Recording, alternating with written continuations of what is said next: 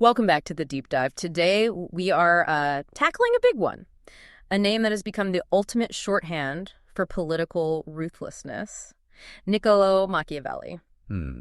And when you hear that name or you see his book, The Prince, most people just immediately assume they're looking at this dark, cynical, maybe even evil instruction manual for tyrants. And that assumption is the very first thing we have to dismantle. We've gone through the sources, his life, his motivations, and our mission today isn't to, justify cruelty. Right. It's to understand the prince, not as a philosophy of evil, but as a ruthless guide for survival. This is a manual written from the absolute front lines of political collapse. And it's so far from being just dry theory. We're diving into the heart of his idea that, well, that effective leadership demands total realism. It's about seeing the world as it is. Exactly. Stripped of all the idealism.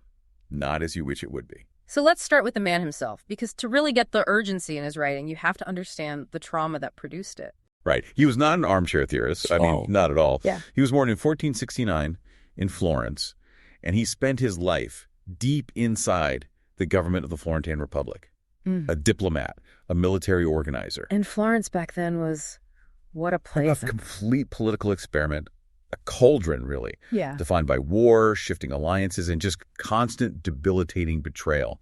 He didn't just study power. He used it. He negotiated it. He defended it. So he had a ringside seat to the absolute volatility of it all. He saw strong leaders fall because of tiny mistakes. He watched entire regimes just vanish overnight. He saw his own country collapse. He probably understood the fragility of political life better than anyone in Europe at that time. And that ringside seat had a huge personal cost. A severe cost. Yeah. And the timeline here is absolutely crucial. He only wrote The Prince after he lost everything. After the Medici came back. Yes. When the Medici returned, Machiavelli was implicated in a conspiracy, thrown in prison, and then tortured on the rack. Wow. And then after all that, he was exiled to his farm. So this book, it's not some academic paper he wrote at the height of his career. No, it's a summary, a synthesis, written from a place of profound suffering and, frankly, immediate danger.